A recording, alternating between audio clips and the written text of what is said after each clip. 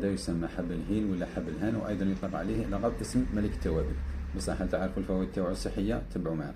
يعزز بشكل كبير عملية الهضم.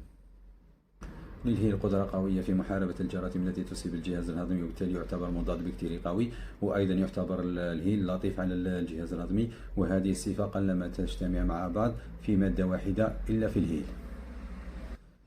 يساعد المعدة في الحماية من حدوث القرحة، خاصة الناس التي تتناول أدوية ثقيلة تسبب مشاكل القرحة، وبالتالي يستحسن تناول 3 جرام يوميا من حب الهيل للحفاظ على المعدة. أما الفائدة العظمى للهيل والمثبتة علميا فهي قدرته على خفض ضغط الدم المرتفع في خلال 12 أسبوع من خلال تناول 3 جرام يوميا. يزيد من تدفق الهواء إلى الرئتين وبالتالي أكسجين أكثر، مما يساهم في عمل الدماغ ويعطيه نشاط وحيوي أكثر. أيضا عمل رياضي يكون أكثر كفاءة، وأيضا دورة دموية نشيطة وبشرة نظيرة. أما وضع حبة هيل في كاس قهوة كما هكا فهو يساهم في تقليل من تأثير الكافيين على الجسم، وبالتالي الناس اللي تتناول القهوة بزاف في اليوم ينصح دائما بوضع حبة هيل في القهوة تاعها. بالصحة والعافية إن شاء الله.